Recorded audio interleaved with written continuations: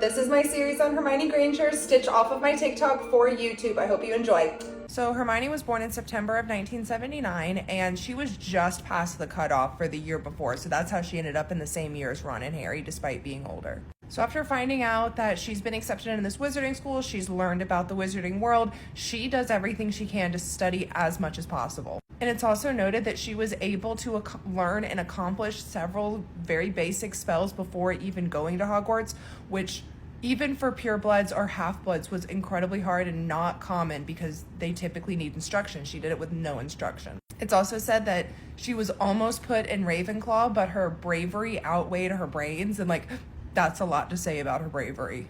Also, I was looking up a couple things, and I found the list of all the girls that Hermione shared her dorm with. So Hermione shared a room with Parvati Patel, Faye Dunbar, Lavender Brown, and Emily Delperdang. I'm just kidding. It's an unnamed ginger, but Emily Delperdang's just the name of my best friend who's a ginger, So on the train ride to Hogwarts is when Hermione meets Neville, and they go looking for the toad, and then because of that, that's how she meets Ron and Harry. So at this point, everybody is still bullying Hermione all the time and being super mean to her. So one night, Draco tricks Harry and Ron into thinking that they're going to duel, so they have to come out of their common room at night. And so Draco goes and tips off Filch that there are children out of their dorm room, so Filch comes to capture them. Hermione actually tried to stop them from doing this. She was like, you should not be doing this. You're going to make us all lose house points. Get your butts back inside. And in her trying to do that, the portrait door closed behind her and she was stuck going with them. So running from Filch was what caused them to somehow end up on the third floor corridor and then thus finding Fluffy, and Hermione was the only one to notice the trapdoor. Halloween rolls around, the troll gets let in, and the boys go and save Hermione, and her covering for them is what caused the three of them to finally become friends. Moving forward to the Quidditch match, this is the first time Hermione attacks a teacher. And it's a little brushed over for the fact that Hermione attacked a professor without questioning anything. So she's not just this good little rule follower. Hermione will do anything for her friends. So as the trio is helping Hagrid come up with this plan on what to do with Norbert and how to help him, Ron actually ends up getting bit by the dragon and put in the hospital wing. So that means it was just Harry and Hermione that went down to Hagrid's hut to check on him, and then that's when Draco saw them and went to go snitch. And then Neville, who was going to warn them that Draco was following them, also got caught in all of this, so it was those four that got detention in the Forbidden Forest. I also always loved about Hermione that she approaches everything from a logic standpoint, not just like, I'm a wizard, I have a problem, I can just fix it with magic. She always thinks about the logical human answers first. So when they go down the trapdoor after getting past Fluffy and they get caught in the devil's snare, Hermione has to summon a bluebell flame to be able to get them out. But her very first thought is, there's no wood. How am I supposed to start a fire? And Ron has to yell at her, are you a witch or not? As the trio moves through the tasks, after the chess task, there's actually a logic task set up by Snape with a couple potions and a line and a riddle. Hermione deduces the riddle, realizes there's one potion that will send one person forwards and one potion that will send one person back. She sends Harry on and she goes back and she helps Ron. She hoists Ron, who is unconscious, onto a broom, and she flies them out and uses a flute to make Fluffy go back to sleep so that way she can get her and Ron to the hospital. At the end of the year, Hermione got 50 points for Gryffindor for completing Snape's task. Hermione Granger grew up in a very kind, open-minded home. I really think Hermione's parents did a phenomenal job in raising her. However, in year 2 in Chamber of Secrets, this was the first time Hermione had ever come up against any prejudice, especially towards herself. So the first time Malfoy outright calls her the M-word is right before Quidditch practice, when there's all this beef between Gryffindor and Slytherin, to which Ron and Fred and George try to defend her. Hermione can tell that it's a bad word and it's not a nice thing. She just has no idea what it means and she has no idea what just happened. Between throwing up slugs, Ron explains the meaning of the word to her and she's heartbroken. Hermione already felt the need to overcompensate for being Muggle-born and going so above and beyond in her studies. For somebody to call her this was just really earth-shattering for her. On a lighter note, Hermione, like many other women in this book, had a huge crush on Lockhart. And she was often seen doodling hearts on her class notes and her timetable for his class.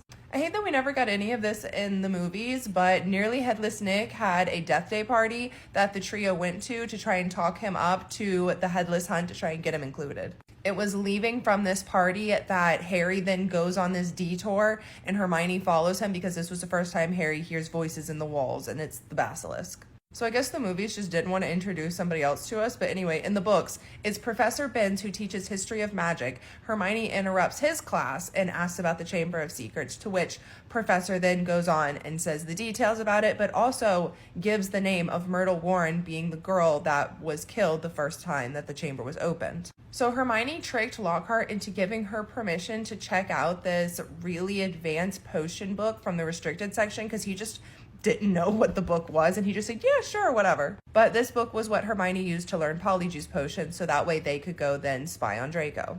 The boys were a little against it and hesitant, and Hermione's like, well, if you don't want to find out anything, then you can keep being in the dark, but I'm doing this and I want answers.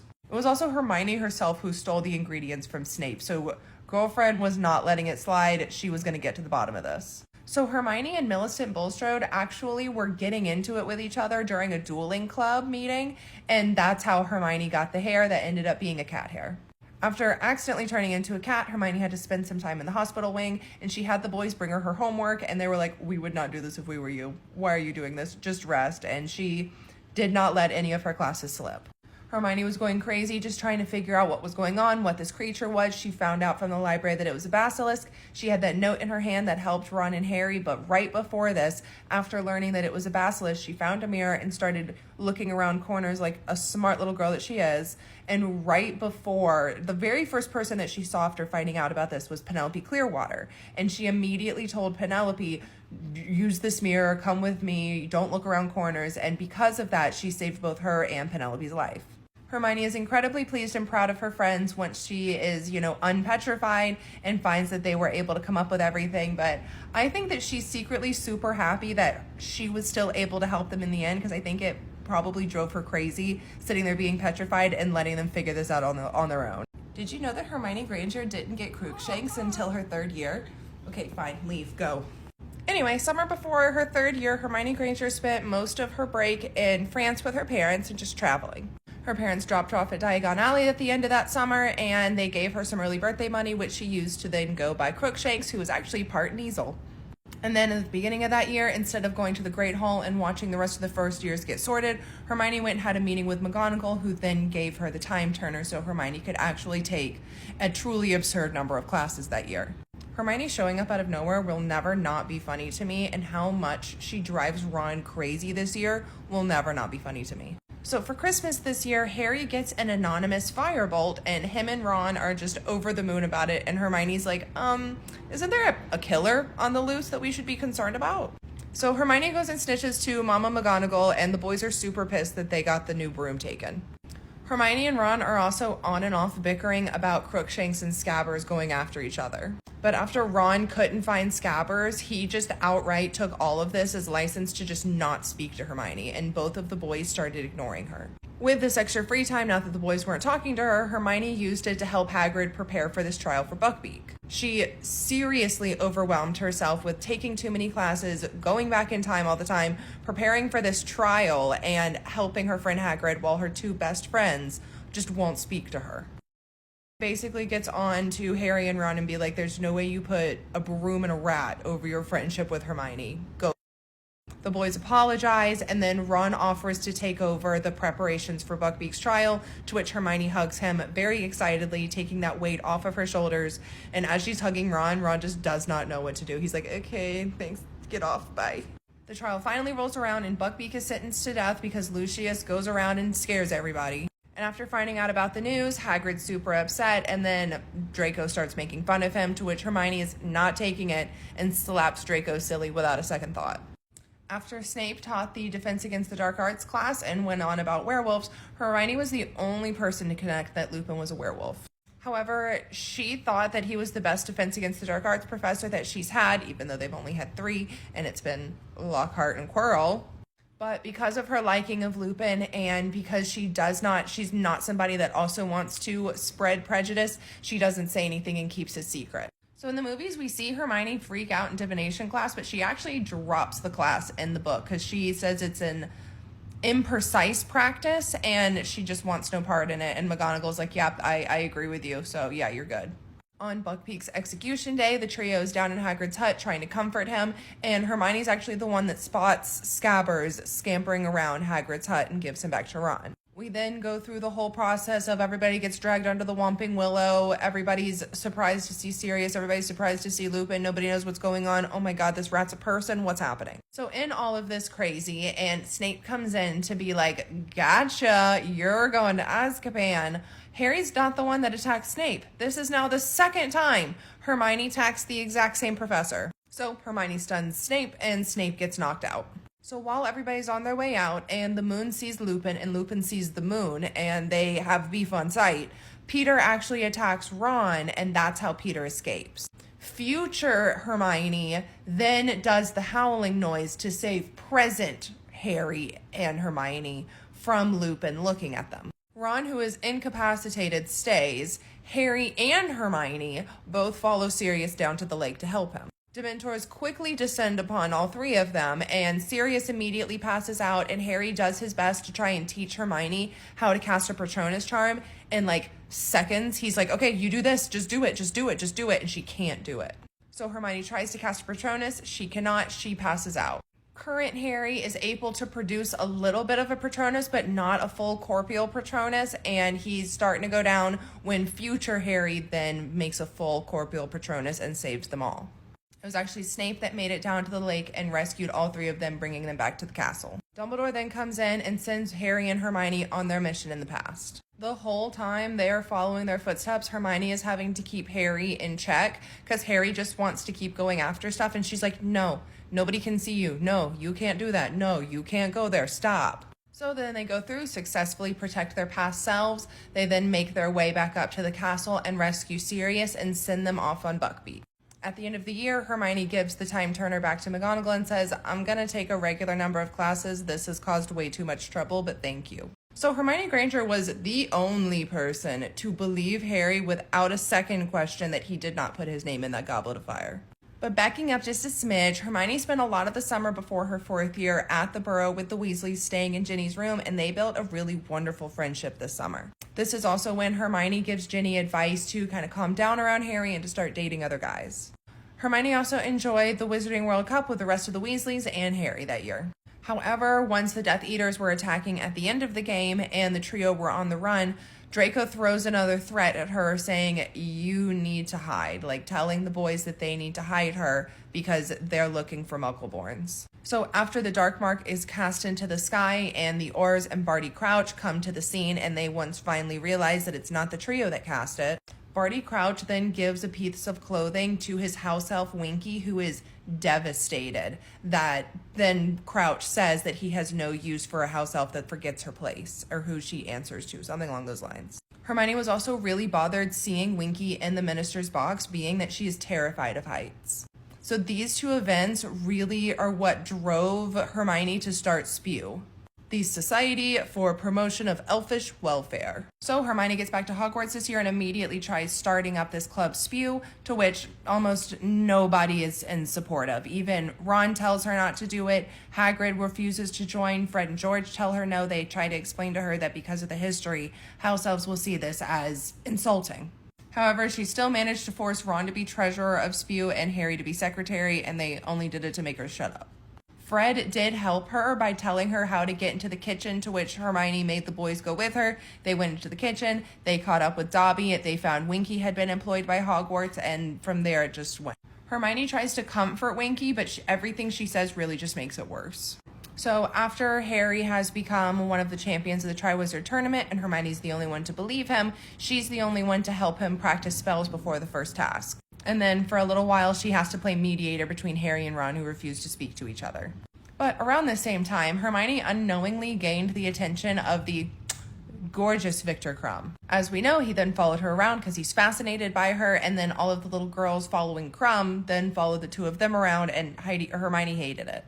After Crumb asked her to be his date to the Yule Ball, Ginny was the only person that Hermione told. So on just any other random Tuesday where Harry and Draco are going at it with each other, they both try to send jinxes towards each other, and then both of those spells collide at the same time, and Harry splits off and hits Crabbe in the face, causing some boils, and then Draco splits off and hits Hermione in the face, causing her teeth to grow like really quickly and really big. Snape then saunters into the scene and looks at Hermione and just goes, "I don't see a difference," and Hermione runs off crying to the hospital wing. As Madame Pomfrey is fixing her teeth, she tells Hermione to tell her when they're back to normal, but Hermione just lets her go a little too far and makes Hermione's usually characteristic buck teeth that she's described within the books and makes them now a normal size. This is partly in prep for the Yule Ball, which Hermione also uses a sleek, easy hair potion to make her hair look as sleek and beautiful as it does. It's also noted in the book that everybody is stunned by her beauty at the ball, not just that she's with Crumb, but like by her own beauty. In the books, Ron and Hermione actually have their whole skirmish in the common room at the end of the night. However, they just kind of live and let go and just continue to help Harry with his task and let the fight slide. After the second task where Crumb saves Hermione from the lake, he then tells her he's never felt like this about anybody and asks her to come visit him that summer in Bulgaria. So Rita Skeeter is just running her little quill, writing articles left and right about Hermione, and basically makes her out to be this Scarlet Woman. It's not really getting to Hermione until people start sending her hate mail, and one person sent her one that spewed some ink on her and caused her to be covered in these blisters, like these pus-filled blisters. And then even Molly Weasley started being really cold to Hermione because of these articles until Harry set her straight. But towards the end of that year, after Harry gets back from the final task and is recovering in the hospital wing, Hermione sees a little beetle crawling on the windowsill. And she notices that little beetle has some funky little designs around its eyes that remind her of Rita Skeeter's glasses. So Hermione catches the beetle in a jar and realizes it is Rita Skeeter as an unregistered animagus. She keeps Rita in that jar for the rest of the year and then tells Ron and Harry about it on the train ride home and uses it to threaten the crap out of Rita. So Hermione basically stops Rita from publishing anything for well over a year, and it drives Rita Skeeter into poverty. Hermione spent the summer before her 5th year helping clean up Grimmauld Place because she could not join the order since she wasn't of age, so she really just found any way to help that she could. Also, right before going back for their 5th year, she and Ron found out that they got prefect for Gryffindor's house. Upon returning that year, Hermione also continued her work with Spew, but was a lot less intense about it this year. She really spent a lot of her time knitting hats, sweaters, different pieces of clothing, and leaving them around the Gryffindor common room, hoping that elves would pick them up and be freed. However, she did forget about the very important fact that the master of the elf has to be the one to give them the clothes, so she herself could not be the one to do it. It would have to be Dumbledore. So the other elves really got their feelings hurt with this, and they were like, "Oh, are we not doing a good enough job? Are you telling me to quit? Then fine, I'm not cleaning your common room anymore." And Dobby was taking all of the clothes and being the only one cleaning the Gryffindor common room. As Hermione quickly realized how deeply the ministry was going to affect Hogwarts that year, she came up with a plan. So she really encouraged Harry to start this class, and he did not want to be the one to teach it. He didn't feel qualified enough, but she convinced him to do it. It was her idea to go to Hogshead for their first meeting, which, while it was a decent idea, Sirius then said afterwards that they would have been safer at the Three Broomsticks, because while at Hogshead, a girl overheard them. I think her name was Willie or something like that. A girl overheard them and then went and told Umbridge that they were planning a group, and then that's when the new law or the new rule came in that there was no inter-student organizations allowed. So all DA members got this little coin that was really just the way that they communicated about meeting time. So Hermione cast a Protean charm, which is a very advanced charm, on these coins, and it was a huge feat for her to be able to do this, and the other students were very impressed. Hermione also showed her genius in jinxing the attendance sheet, so that way if anybody were to snitch, they would be ratted out with sneak written across their face. To which Marietta Edgecombe did do that, and Hermione's jinx was so strong that Marietta was disfigured for years. Like, nobody could figure out how to get that off her face. Because of all the hate and backlash that Harry and Dumbledore were getting, Hermione pulled some strings and used some favors and got Rita Skeeter to meet her and Luna and Harry and do an interview so that way Rita could write it, it could be featured in the Quibbler, and it would be this true account of what Harry actually went through. And this actually was Rita Skeeter's best-selling article ever. Once Hagrid returns from this very long period of leave and they've been very worried about him, the trio goes to visit. And then that's when Hagrid introduces Grop to them. Groppy immediately loves Hermione, who he's just fascinated with, and he's only able to pronounce a few words because he really just has the mind of a toddler, but he learns to call Hermione Hermy, which I think is adorable. Flash forward through the DA getting caught, flash forward through everybody taking their owls. So now Harry has had this vision of Sirius being tortured, and Hermione's like, Voldemort probably wanted you to see that. Maybe we should contact Sirius first and make sure he's good before we just go running into some stuff. Like, she tries to approach it logically. She tried to tell everybody to wait and do a couple things first, but nobody listened. And then when she got there, she was right. However, to get out of Umbridge's grasp, Hermione comes up with the idea to lie and say that there's a weapon in the Forbidden Forest, really just hoping that they do come across some centaurs and the centaurs would take Umbridge and leave them. Her plan worked. They were all able to get to the Department of Mysteries. They engaged in battle. Hermione stunned several Death Eaters, but she herself was injured during the battle. Hermione then made a full recovery in the hospital wing. Hermione got 10 owls that year when the average student probably did 7, and that's like high average. But she got an outstanding on all of her owls except for one where she got exceeds expectations in Defense Against the Dark Arts. So at the start of their 6th year, Hermione is becoming increasingly more obvious about her romantic feelings towards Ron. At the start of the year, Professor Slughorn very quickly recognizes Hermione as far above top of her class and invites her to be a part of the Slug Club along with Harry. Ron was super jealous and butthurt about this. However, he calmed down when Hermione invited him to go to the Christmas party with her. And things were going really good all the way up until Ginny and Ron got into a fight and she let it slip that Hermione kissed Crumb in their 4th year and Ron just got super weird. Just like basically imagine your situationship ghosting you. My man that's not my man. So Ron started being petty and he dated Lavender and Hermione was really upset and then she made the canaries that attacked Ron. Harry then fakes Ron out by pretending to put the Felix Felicis in his drink before the Quidditch match. Ron does amazing. Harry reveals that it was fake. He didn't actually do it. Hermione is shocked, and then Ron accuses Hermione of not believing in him and his abilities. And then after that, Ron just stops talking to her. So to retaliate, Hermione asked Cormac McLaggen to go to Slughorn's Christmas party with her. Which it worked. Ron was super pissed, but he was also in turn very happy to find out that the date did not go well at all. Obviously, and he tried to talk to Hermione that night when she got back to the common room, but she just was like, no, I'm not talking to you. And it was weird for a while after that. It was basically weird all the way through March when it was finally Ron's birthday, and then he got poisoned by the mead accidentally and sent to the hospital wing, and then that's when Hermione kind of let bygones be bygones and started visiting him in the hospital. It was also in her 6th year that Hermione passed her apparition test on the very first try, and she was the first in her class to master nonverbal spells. For the Battle of the Astronomy Tower, Harry made Ron, Hermione, and Ginny all split the last of the Felix Felicis that he had. He then sent Hermione and Luna to go watch Snape. Flitwick actually came sprinting directly past Hermione and Luna, not noticing them, going into Snape's office saying, Death Eaters, help, come help. Hermione states that she heard a thud hit the ground, and then Snape comes out of the office saying Flitwick has collapsed, go help him, and I'll go stop the Death Eaters. After realizing Snape bamboozled them, Hermione and Luna then go to the tower to join the fight. Hermione is absolutely devastated at Dumbledore's funeral, and Ron holds her in his arms and comforts her and strokes her hair.